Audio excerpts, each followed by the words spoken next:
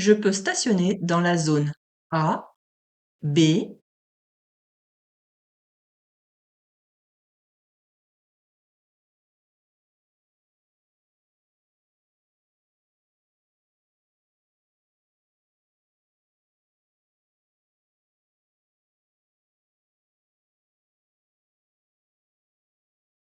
Ici, vous avez un panneau qui nous dit que le stationnement est interdit, mais vous avez quand même le droit de vous arrêter. Ne pas confondre avec celui-ci qui veut dire arrêt et stationnement interdit. Donc là, on ne peut faire aucun des deux.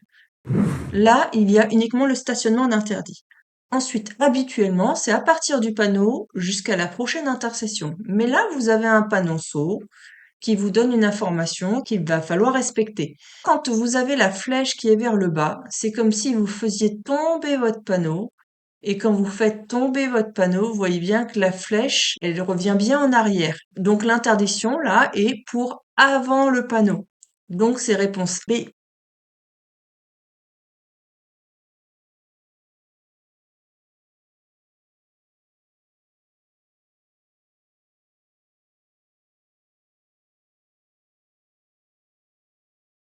Je peux tourner à gauche à cette intersection. Oui, réponse A. Non, réponse B.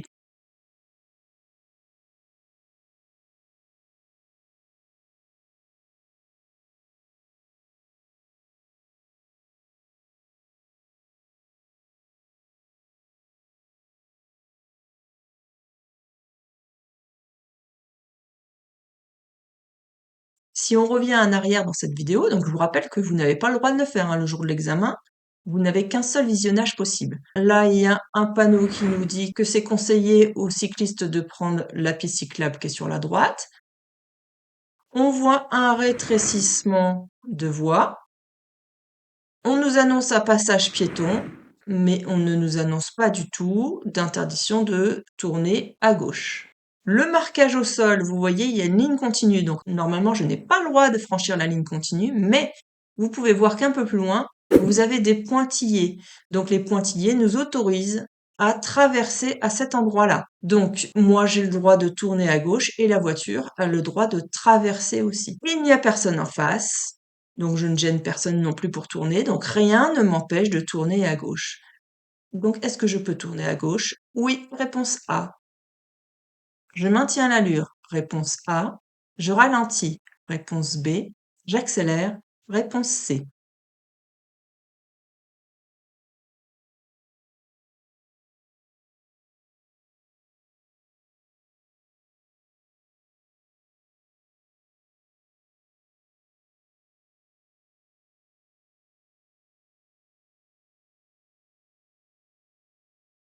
Pour l'instant, il n'y a rien de particulier dans cette voie-là, ni dans la voie de droite, ni un véhicule qui veut s'engager.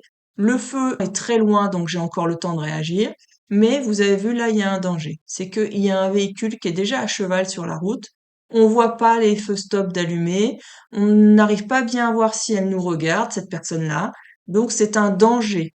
Là, je vais ralentir au cas où elle continue sa route. Parce que même à 34 km/h, je vais arriver vite dessus.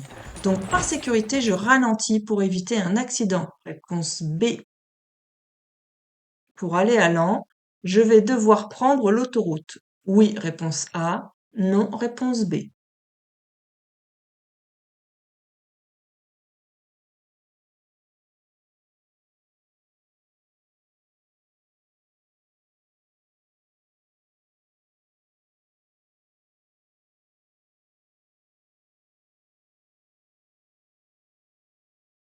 Alors, il faut distinguer les couleurs. Quand c'est blanc, ce sont des petits itinéraires. Quand c'est vert, ce sont des itinéraires plus importants. Donc, en règle générale, ce sont des grosses départementales ou des nationales. Ensuite, en bleu, c'est l'autoroute.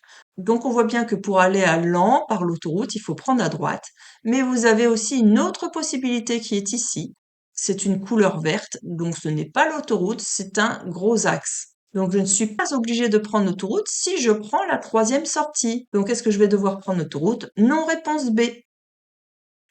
Le camion devant moi me voit. Oui, réponse A. Non, réponse B.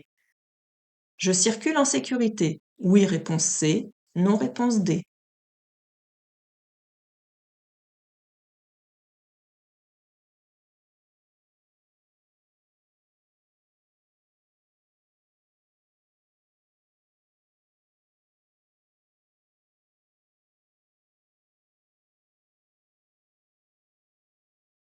Ici, je suis tellement près de ce véhicule-là que je ne vois même pas les rétroviseurs sur les côtés.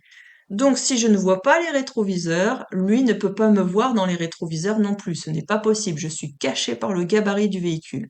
Est-ce que je circule en sécurité? Non, parce que je suis trop près par rapport à devant. Le véhicule ne me voit même pas. Moi, je n'ai pas de distance de sécurité correcte. Et puis, regardez derrière, le véhicule est proche aussi. Il ne respecte pas non plus ses distances de sécurité. Donc là, c'est trop dangereux pour moi. Il va falloir que je prenne absolument des distances vers l'avant pour limiter le risque. Donc le camion devant moi me voit, non, réponse B. Est-ce que je circule en sécurité? Non plus, réponse D. Donc B et D. Pour faire fonctionner les feux de brouillard arrière, j'appuie sur le bouton A, B.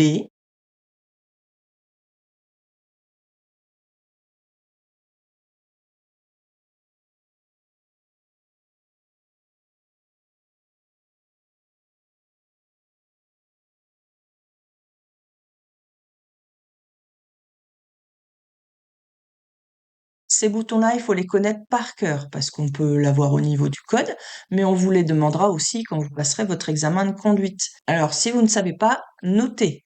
Il faut savoir que celui-ci, ce sont les feux de brouillard avant.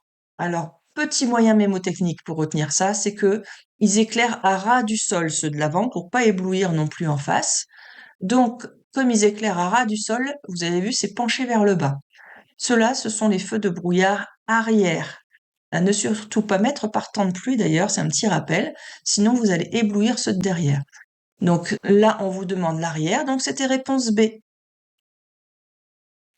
À cette intersection, je peux tourner à droite, réponse A, aller tout droit, réponse B, tourner à gauche, réponse C.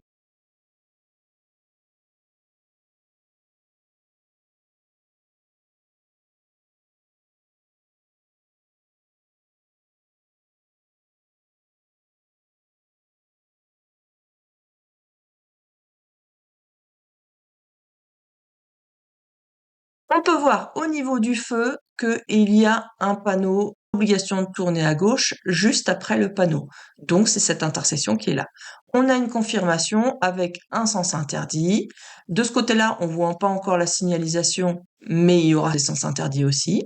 Et on a un panneau qui nous dit bien obligation ici de tourner à gauche. Donc c'était réponse C. Je vais rencontrer un ralentisseur dans 50 mètres. Oui, réponse A. Non, réponse B. Ma limitation de vitesse à 30 km/h commence dans 50 mètres. Oui, réponse C. Non, réponse D.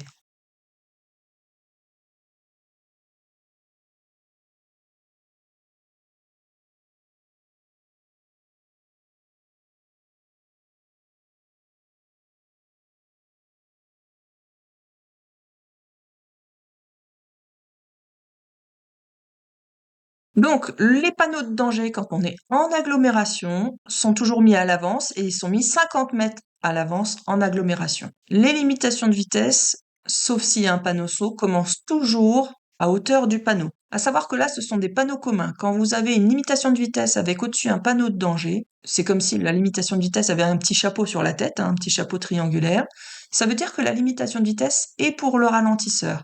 Donc, ça veut dire que ça commence à partir du panneau et que ça va durer tout le long du danger. Donc ça s'arrêtera après le ralentisseur. Alors que ordinairement, quand vous avez une limitation de vitesse, c'est toujours soit jusqu'à la prochaine intersection ou jusqu'au panneau de fin limitation de vitesse. Dans cette situation, c'est jusqu'à la fin du danger. Mais ça commence tout de suite. Donc, est-ce que je vais rencontrer un ralentisseur dans 50 mètres? Oui, réponse A.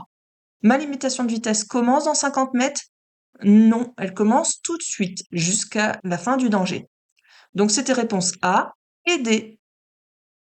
Prendre un ticket au péage, je dois, dans 1000 mètres, bifurquer vers la droite. Oui, réponse A. Non, réponse B.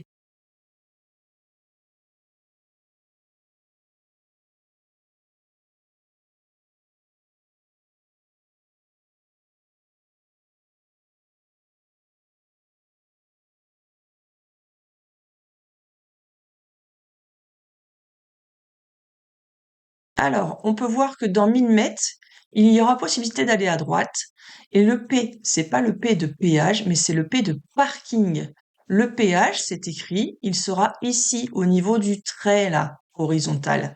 Donc pour prendre un ticket, il suffit de continuer tout droit et je vais arriver au niveau du péage pour prendre mon ticket. Donc là, c'était réponse B. Dans cette situation, la trottinette bénéficie de la priorité de passage. Vraie réponse A, faux réponse B.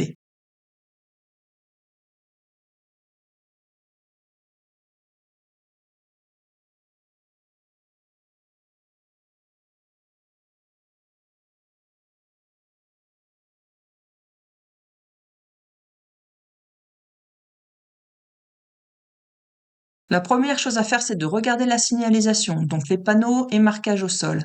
Moi, je n'ai rien. À droite, il n'y a rien non plus. Il n'y a pas de stop, pas de céder le passage, pas de panneau non plus.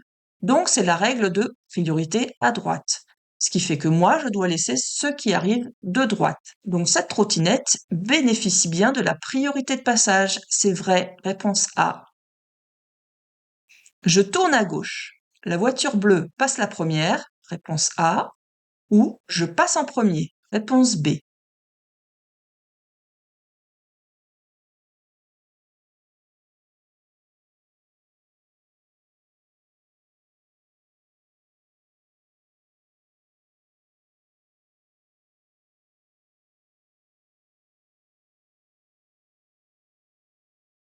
Moi, j'ai un stop ici, là.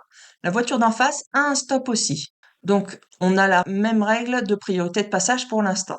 Donc après, qui passe en premier?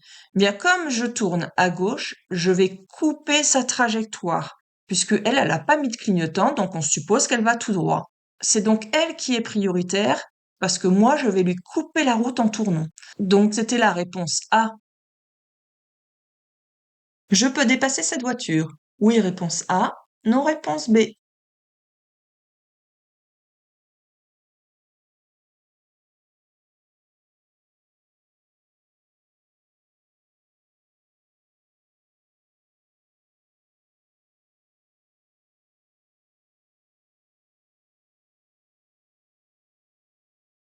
Donc, le marquage au sol m'autorise à faire un dépassement, mais vous avez vu de l'autre côté aussi, les gens peuvent utiliser la voie du milieu.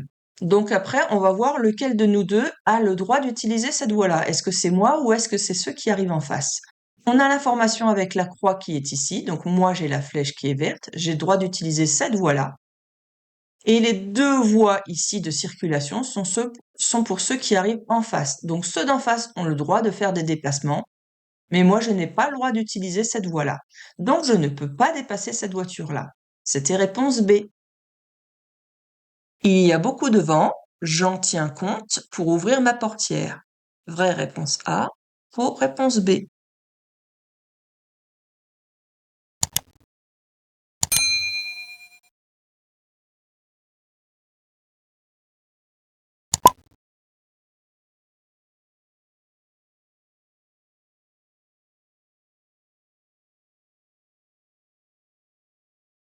En effet, s'il y a beaucoup de vent, il y a un risque que la portière s'ouvre brutalement, brusquement, alors que j'ai même pas forcément décidé de l'ouvrir complètement. Donc, il faut faire attention à ça. Il faut bien se préparer à la retenir au cas où le vent pousse la portière. Donc, c'était réponse A. La signalisation m'informe que je bénéficie de la priorité de passage. Vraie réponse A, faux réponse B. Je m'engage. Oui réponse C, non réponse D.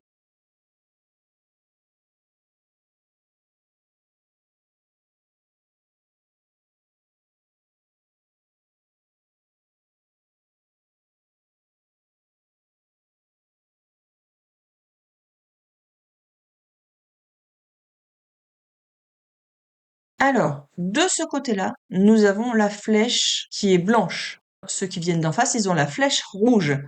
Donc, ceux qui ont la flèche rouge doivent s'arrêter. Du coup, là, le panneau me dit que je suis prioritaire au rétrécissement. Mais on peut voir que là, la voiture, elle est déjà engagée. Si moi j'avance, je vais me retrouver ici. Et du coup, la voiture, là, elle a plus de place pour passer. Et moi non plus, j'ai pas de place pour passer. Alors on va se bloquer. C'est pas parce que je suis prioritaire que je dois m'engager dans tous les cas. S'il est déjà engagé, je dois le laisser terminer. Je n'ai pas à forcer le passage non plus. Donc, c'était réponse A et D. Je peux suivre ces deux voitures pour dépasser le poids lourd. Oui, réponse A. Non, réponse B.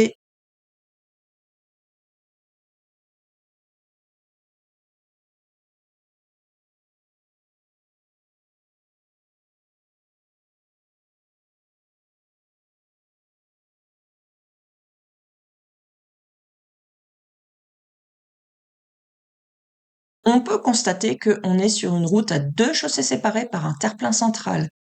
Il y a la ligne continue qui nous le dit, la rambarde de sécurité avec les voitures qu'on voit arriver en face. Donc, comme on est en sens unique, je peux suivre les autres voitures pour dépasser ce poids lourd, moi aussi, à condition que je respecte évidemment mes distances de sécurité. Donc, c'était réponse A. Dans cette voie, je pourrais régler par carte bancaire. Oui, réponse A. Non, réponse B. Je pourrais régler en espèces. Oui, réponse C. Non, réponse D.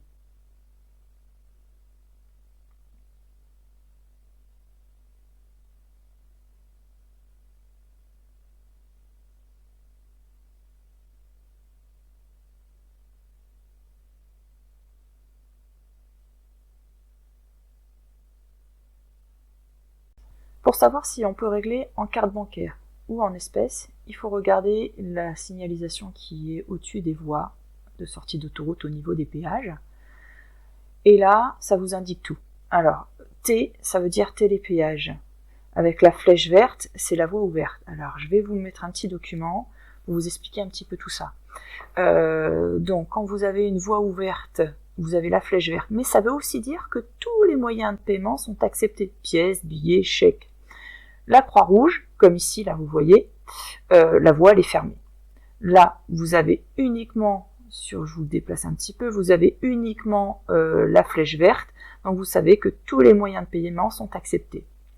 Sur la voie de droite, là où nous sommes, eh bien, on sait que nous avons aussi le télépéage qui est autorisé aussi en plus. Voilà. Donc, la réponse. Dans cette voie, je pourrais régler par carte bancaire, oui. Je pourrais régler en espèces, oui. Donc, c'était réponse A et C. Je vais tout droit. J'emprunte la voie de droite, réponse A. La voie de gauche, réponse B.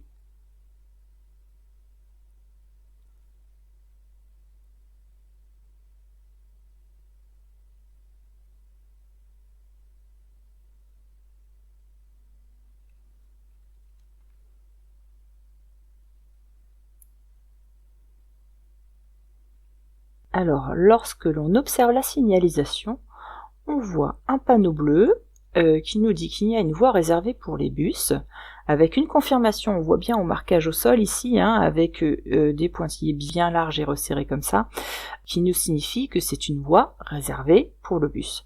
Ce qui veut dire que moi, je n'ai pas le droit de circuler dessus, je dois obligatoirement m'écarter. D'accord ? Donc j'emprunte la voie de gauche. Réponse B. Pour aller à droite, je suis bien placé. Oui, réponse A. Non, réponse B. Je change de voie. Oui, réponse C. Non, réponse D.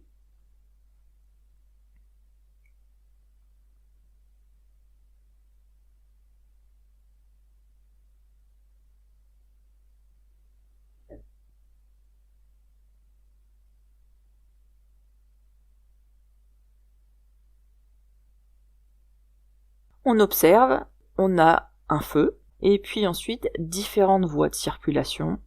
Moi, je suis placé sur la voie pour aller tout droit. Pour aller à droite, il faut aller dans la voie pour aller à droite, d'accord ? Celle-ci, elle n'est pas bidirectionnelle, il n'y a qu'une direction possible. Donc, je dois changer de voie. Donc, est-ce que je suis bien placé ? Non. Est-ce que je change de voie ? Oui, il est encore temps, parce que je suis au tout début. Vous avez en règle générale 3 flèches pour tourner à droite. On voit bien dans le rétro que ça vient de se créer. Je suis au tout début et il n'y a encore personne qui s'est mis dans la voie de droite. Donc oui, je peux changer de voie. Réponse C. À l'arrière d'une voiture, le feu de recul est obligatoire. Oui, réponse A. Non, réponse B.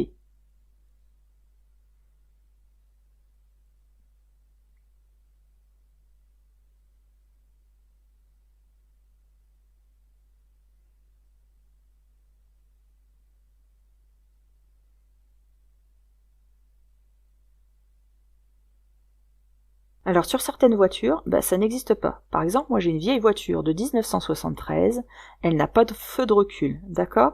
Alors là, parce que c'est facultatif, ça reste toujours facultatif. Bon, même si c'est un équipement qu'on trouve maintenant sur toutes les voitures neuves, parce que c'est même pas mis en option, c'est mis automatiquement. Mais il n'y a pas d'obligation, d'accord? S'il y en a un, par contre, il doit être placé comme ici sur la droite. Alors si un jour vous conduisez un véhicule, un vieux véhicule qui n'a pas de feu de recul, par contre soyez très très très vigilants, parce que les autres usagers de la route n'ont pas l'habitude de voir un véhicule reculer sans les feux de recul. Donc ils risquent vraiment d'être surpris de votre manœuvre, d'accord? Donc là, c'était réponse B, c'est pas obligatoire. Mon angle de vision à l'arrêt est d'environ 80 degrés, réponse A, 180 degrés, réponse B.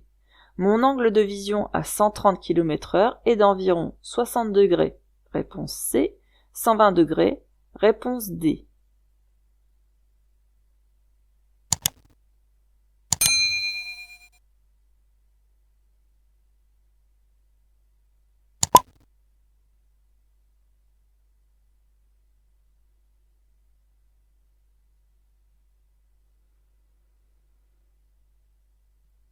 Alors, à l'arrêt, la largeur d'un champ de vision est de 180 degrés. Alors, la largeur, elle se rétrécit, plus vous allez aller vite, plus ça va se rétrécir. Donc, pour exemple, à 30 km/h, mon angle de vision, il est plus que de 120 degrés. Ensuite, à 80 km/h, il est plus que à 60 degrés. À 100 km/h, il est à 45 degrés. Et enfin, quand je suis à 130 km/h, mon angle de vision réduit à 30 degrés. Ça, c'était pour répondre aux questions qu'on me pose sous les commentaires. Il y en a qui m'ont demandé, donc voilà, je vous donne un peu plus d'informations. De ce fait, certains indices vont progressivement échapper au conducteur au fur et à mesure que vous allez rouler de plus en plus vite. Donc il va falloir que votre œil soit de plus en plus mobile pour compenser ça. Donc mon angle de vision à l'arrêt est d'environ 180 degrés, réponse B, et à 30 km/h, il est d'environ 120 degrés, réponse D. Je dois désactiver le limiteur de vitesse avant de m'engager dans cette agglomération. Vrai, réponse A, faux, réponse B.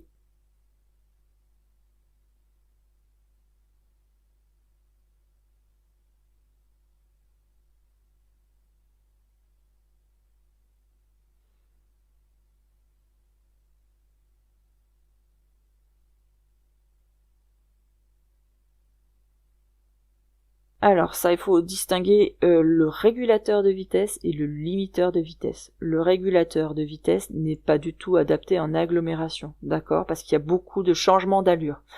Et lui, il va vous imposer une allure. Donc ça, c'est inadapté. Ensuite, le limiteur de vitesse, lui, est adapté partout, et notamment en ville. Pourquoi? Parce que vous choisissez une vitesse maximale. Par exemple, si vous allez dans cette voie-là, ça sera 50 km/h. Vous le régulez à 50 et vous conduisez normalement, c'est-à-dire que vous touchez à votre boîte de vitesse, à votre frein, à votre accélérateur, mais vous ne dépasserez pas les 50 km/h. Et il ne s'arrêtera pas non plus dès que vous allez commencer à freiner. Dès que vous réaccélérez, il maintiendra encore à 50 km/h. Donc c'est adapté, ça vous évitera d'être au-dessus de la limitation de vitesse. Donc vous n'êtes pas obligé de désactiver votre limiteur de vitesse. Donc là, c'était réponse B, faux.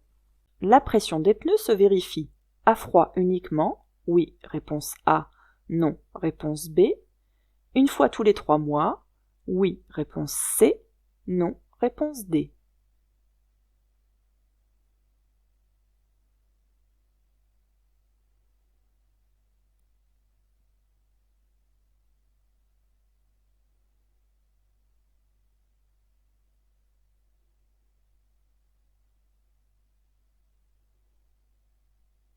Alors il est préférable en effet de gonfler les pneus à froid. Mais c'est pas une obligation. Si vous avez fait un trajet et puis que vous avez un doute sur votre pression des pneus en cours de trajet, ou si votre station pour faire la pression des pneus est assez loin de là où vous êtes, le pneu va chauffer entre-temps. Et dans ces cas-là, il faut l'augmenter, la pression, il faut l'augmenter par rapport à ce qui est préconisé. il faut l'augmenter à peu près de 0,2 à 0,3 bar. Et la pression, elle se fait pas uniquement une fois tous les 3 mois, mais elle se fait une fois par mois, c'est l'idéal.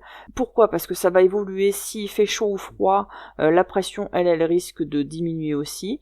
Et puis à chaque fois que vous allez vous prendre un trou ou une bosse ou taper un ralentisseur un petit peu fort, et ben il y aura toujours une petite perte d'air du pneu. Donc c'est pour ça qu'on perd régulièrement un petit peu de pression. C'est pas vraiment totalement imperméable un pneu. Donc là la réponse c'était B et D. Dans un bouchon à l'arrêt, il est préférable de couper le moteur. Oui, réponse A. Non, réponse B.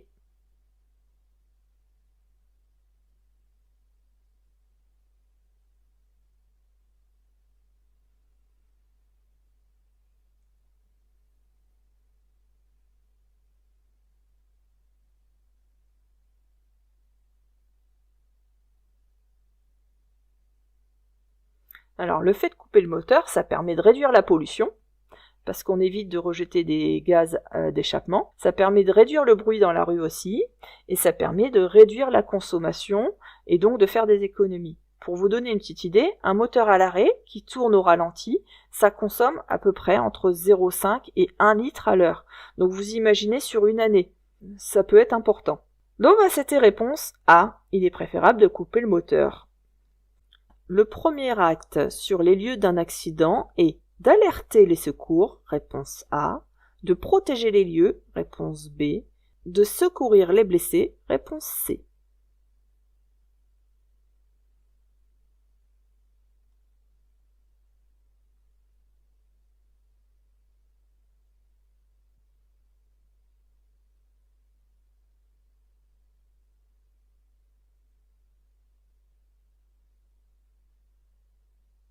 Donc la première chose à faire quand on arrive sur les lieux, c'est de protéger. Donc on sécurise les lieux pour éviter qu'il y ait un nouvel accident, donc un suraccident. Donc qu'est-ce qu'on fait ? On allume les feux de détresse, on met le gilet de sécurité, on met le triangle de présignalisation, vous vous rappelez, à 30 mètres au moins de l'accident. Ensuite, qu'est-ce que je fais ? Je vais évaluer l'état général des victimes pour pouvoir alerter.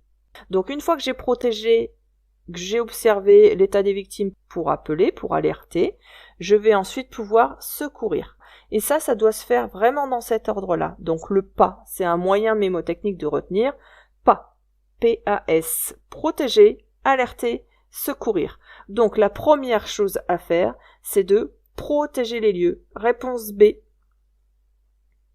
Cette signalisation impose de mettre les chaînes à neige. Oui, réponse A. Non, réponse B. D'être équipé de pneus neige sur les 2 roues motrices. Oui, réponse C. Non, réponse D.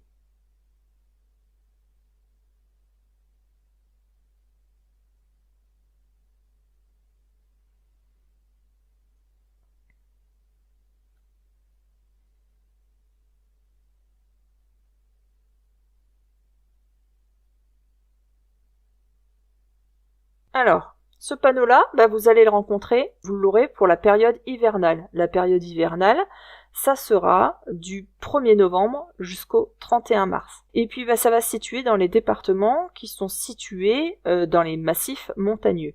Ça peut concerner plusieurs villages, enfin il y a toute une zone dans chaque département.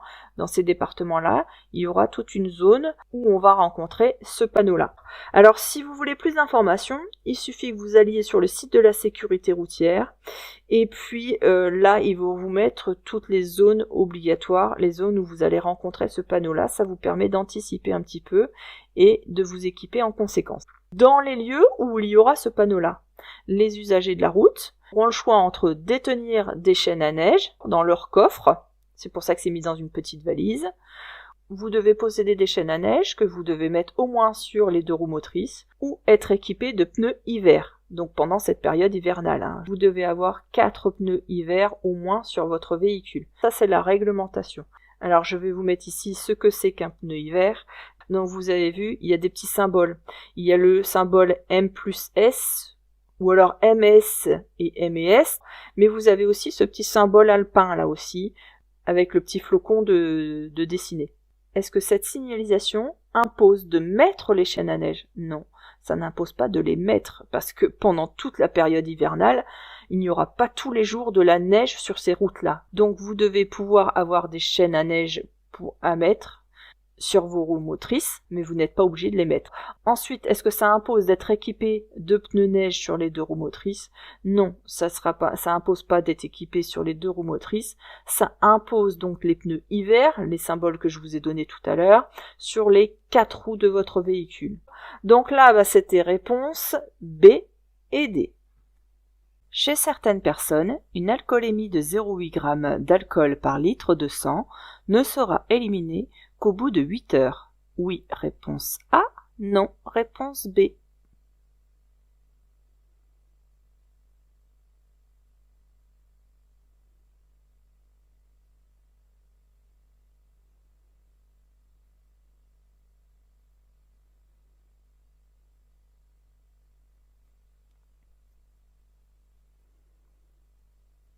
Chez certaines personnes, une alcoolémie de 0,8 g d'alcool par litre de sang ne sera éliminée que au bout de 8 heures. Pourquoi? Parce que si on considère que c'est 0,10 g par litre de sang, si on doit en éliminer 0,8 comme ici, eh bien, il faudra donc 8 heures pour arriver à 0,8.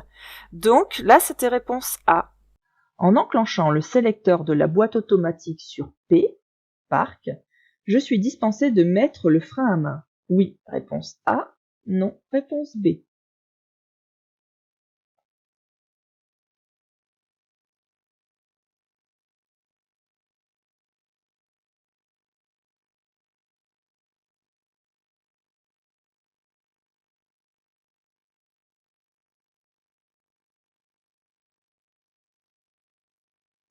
P comme parc ou frein de parking aussi. Donc cette position, on l'utilise lorsqu'on stationne. Donc ça immobilise les roues par le biais de la transmission, c'est-à-dire la boîte de vitesse. La boîte de vitesse est bloquée, du coup ça bloque vos roues. Pour arrêter la voiture, il faut freiner évidemment jusqu'à l'immobilisation de la voiture, jusqu'à ce qu'elle soit bien arrêtée, et vous enclenchez la position P. Mais il ne faut pas oublier non plus d'enclencher le frein à main, qui est encore différent. Le frein à main, c'est un câble qui va serrer vos roues. La position P ne suffit pas. Donc c'était réponse B. L'ABS est un dispositif de sécurité. Passive, réponse A. Active, réponse B.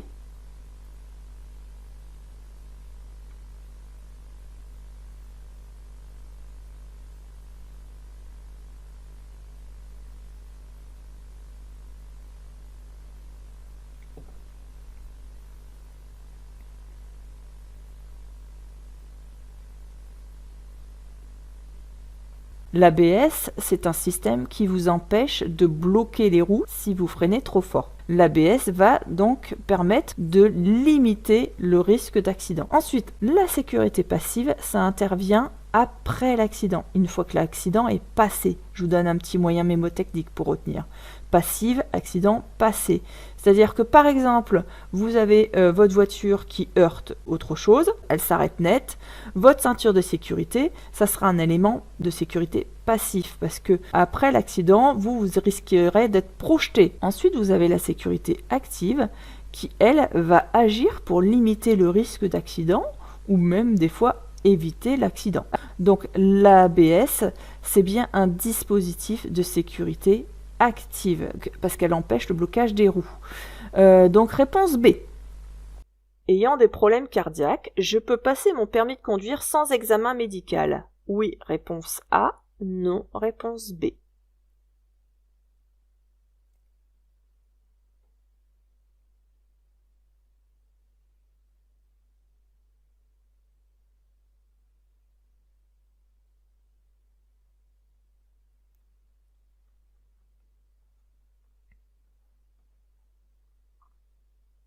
Alors il y a certaines pathologies qui sont interdites à la conduite, donc je vous en rappelle quelques-unes rapidement. Il y a les troubles de l'équilibre, le problème cardiaque, le diabète, ceux qui ont des gros problèmes de vue aussi. Donc ces gens-là n'ont le droit de passer le permis de conduire ou de conduire plus tard que s'ils passent une visite médicale qui est agréée par la préfecture. Ils vous donneront une autorisation pour conduire ou pas, ou si tu peux conduire, savoir si tu peux conduire temporairement ou définitivement. D'accord? Si c'est temporairement, il faudra régulièrement repasser une visite médicale pour pouvoir valider de nouveau le permis de conduire.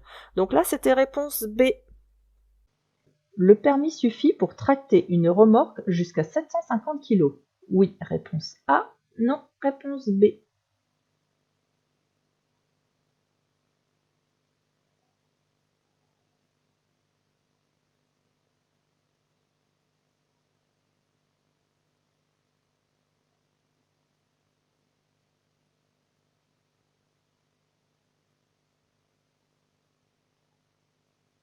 Alors, vous savez, une remorque doit posséder sa propre carte grise à partir d'un PTAC. Donc, le PTAC, c'est le poids total autorisé en charge. Donc, si son PTAC est supérieur à 500 kg, elle doit avoir sa propre immatriculation, donc sa propre carte grise. D'accord? Autre terme, c'est certificat d'immatriculation. Donc, avoir sa propre aussi plaque d'immatriculation. Mais en effet, avec le permis B, on peut conduire une remorque jusqu'à 750 kg, c'est possible. Donc oui, réponse A. Cette jauge permet de contrôler le niveau du lave-glace, réponse A, du liquide de refroidissement, réponse B, d'huile moteur, réponse C.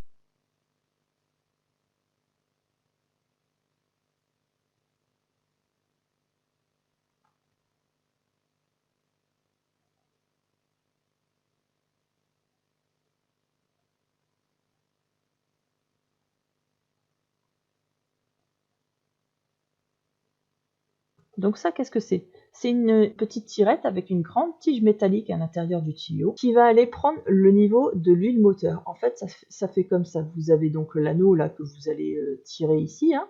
Vous avez l'anneau avec la tige métallique et vous avez deux petits crans qui sont comme ça. Voilà. Ensuite, ici, là, ça c'est le niveau maximum et ça c'est le niveau minimum. Donc l'idéal, c'est que vous ayez votre niveau d'huile qui soit dans cette zone-là, obligatoirement. L'idéal, c'est d'être proche du maximum. Comme ça vous laisse le temps de voir si vous avez une perte d'huile, par exemple, ou si vous n'en avez pas assez. Parce que si vous êtes en dessous du minimum, vous allez endommager votre moteur. Donc là, c'est la petite tirette que vous avez. Alors, il faut l'utiliser. Le moteur, il ne doit pas tourner pendant ce temps-là. Et il faut que le moteur soit froid, de manière à ce que l'huile retombe dans le bas du moteur, pour pouvoir faire un vrai niveau. Donc si vous venez d'utiliser votre voiture, attendez un peu avant de pouvoir utiliser votre jauge pour pouvoir faire un bon niveau, un vrai niveau. Et ensuite, il y aura un autre bouchon un peu plus loin pour pouvoir remplir votre niveau d'huile s'il n'y en a pas assez. Donc cette jauge permet de contrôler le niveau de l'huile moteur. Réponse C. Suite au contrôle technique, une vignette figure obligatoirement sur le pare-brise. Oui, réponse A. Non, réponse B.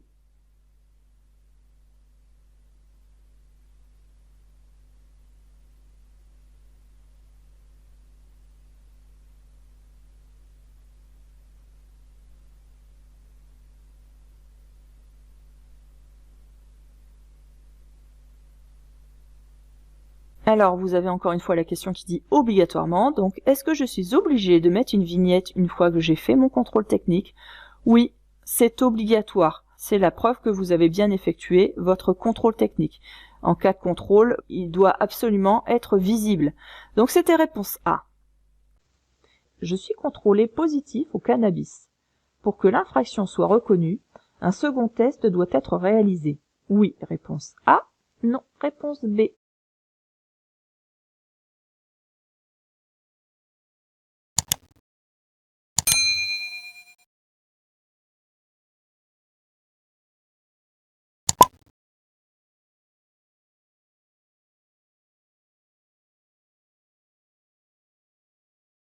En cas de dépistage positif, on présente le conducteur devant un médecin qui effectue un prélèvement sanguin qui est destiné en fait à confirmer ou non les résultats du test.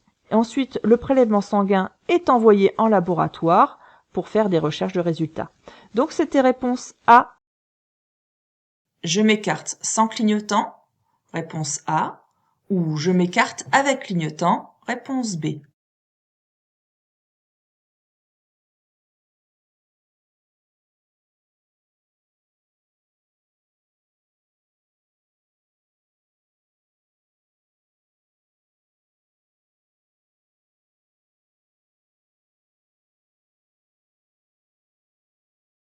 Donc ici, qu'est-ce qui se passe? On est sur une route étroite, d'accord? Il n'y a même pas de marquage au sol, vous voyez, ça prend une voiture, on voit bien dans le rétroviseur, une voiture prend presque toute la largeur de la route.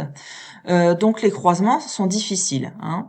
Sur l'accotement, vous avez un piéton qui est accroupi sur le bord de l'accotement, on ne sait pas trop ce qu'il fait. Donc par sécurité, on va s'écarter en respectant, si je suis hors agglomération, les 1,50 m avant qu'on arrive en agglomération, parce qu'en agglomération c'est 1 mètre, mais hors agglomération c'est 1,50 m. Donc je dois respecter les 1,50 m, ce qui veut dire qu'il faut que je m'écarte quand même et que je m'approche très fortement, donc du bord gauche, voire un peu rouler dessus si la route est vraiment étroite.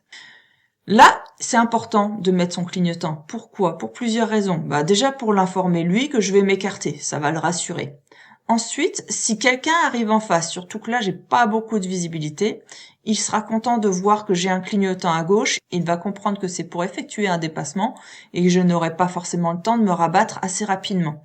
Et ensuite, celui de derrière, moi qu'est-ce qui se passe? Je cache la visibilité vers l'avant. Donc la voiture blanche qui est derrière ne voit certainement pas le piéton qui est accroupi là sur le côté. Donc si je mets un clignotant, celui de derrière va se dire ah tiens, il se passe quelque chose d'anormal, il met un clignotant, c'est peut-être qu'il y a un danger devant. Et donc il va être plus prudent et il va certainement aussi adapter son allure en conséquence. C'est pour ça que c'est important de mettre son clignotant. Donc là, c'était réponse B. Je tourne à droite. Je prévois de m'arrêter. Réponse A. Je tourne sans m'arrêter. Réponse B.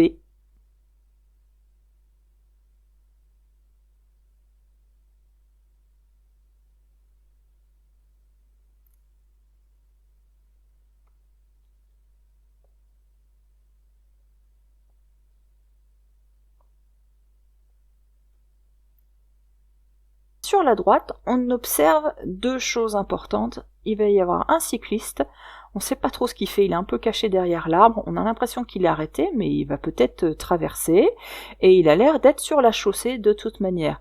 Et il y a aussi, parce que quand je vais avancer tout doucement pour commencer à freiner, le piéton va arriver à hauteur de l'intersection. Donc il va aussi certainement traverser. Ça fait trop de choses à surveiller, donc je prévois obligatoirement de m'arrêter au cas où pour laisser passer ces usagers-là. Donc c'était la réponse A. Ce conducteur règle l'inclinaison du dossier, réponse A, la distance du siège par rapport aux commandes, réponse B.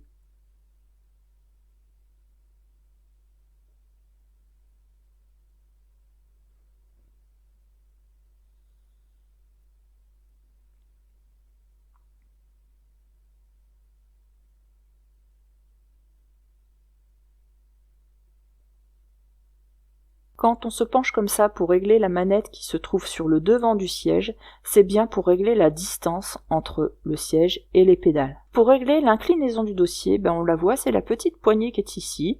Donc il faut la tirer ou la pousser, ça dépend des véhicules. Donc là, c'était la réponse B avec la distance du siège par rapport aux commandes. En empruntant cette rue, je risque une contravention de 2e classe. Réponse A. Une contravention de 4e classe. Réponse B.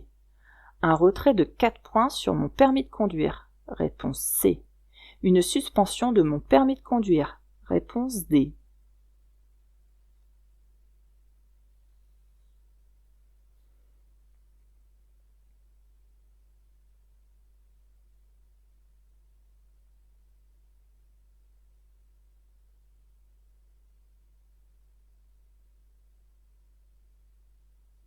Donc là, si on continue dans cette rue, on ne respectera pas donc la signalisation qui nous dit que c'est un sens interdit. Donc le fait de circuler en sens interdit, c'est puni par la loi. Ça sera une contravention de 4e classe avec un retrait de 4 points aussi. Donc là, c'est la B, c'est la C. Et on peut aussi, éventuellement, avoir une suspension. Donc ça peut aussi être la D. Donc là, ça sera B, C et D. Cette étiquette présente dans toutes les voitures donne des indications sur l'installation de la roue de secours, réponse A, la pression des pneus, réponse B, le chargement du coffre, réponse C.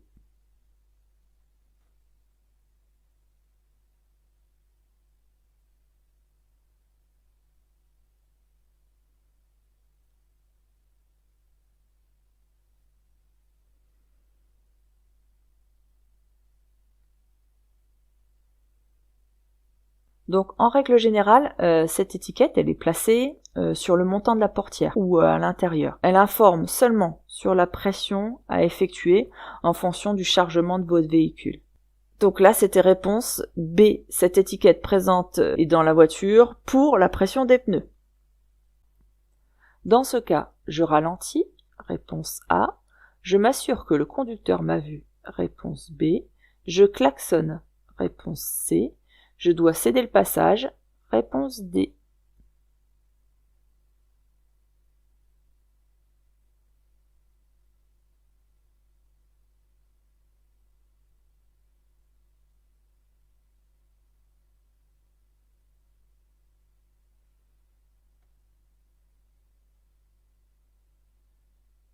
Alors ici vous avez une intersection avec un véhicule qui veut s'insérer et il vous observe. Alors quelle est la règle de priorité de passage? Ici on voit pas grand chose, on devine un marquage au sol mais c'est pas très clair, alors on va chercher le panneau. Le panneau est souvent en retrait, il n'est jamais ici parce que c'est arrondi et s'il est placé ici, quand vous allez arriver sur le côté vous ne verrez pas forcément le panneau parce qu'il sera un peu trop sur le côté, donc il sera caché.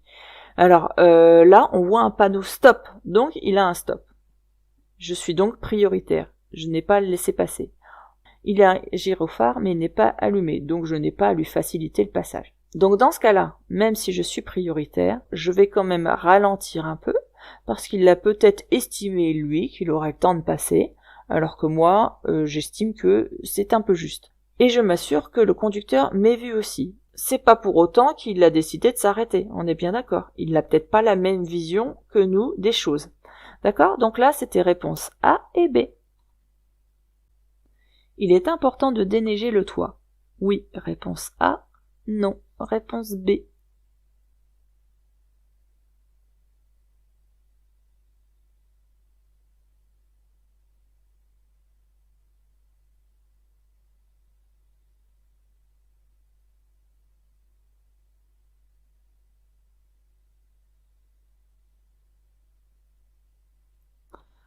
Alors la neige qui est au-dessus là, si vous l'enlevez pas, quand vous allez rouler, l'habitacle va se réchauffer et donc la surface de la neige qui est en contact avec l'habitacle risque de fondre. Ce qui fait que soit ça peut glisser un peu vers l'avant et donc vous recouvrir complètement le pare-brise avant et là c'est très dangereux, vous ne verrez rien. Soit ça va fondre et ça va être avec la vitesse propulsé vers l'arrière et c'est le véhicule qui conduit derrière qui va tout se prendre. Ça peut même casser un pare-brise. Donc il est important de déneiger le toit. Oui, réponse A.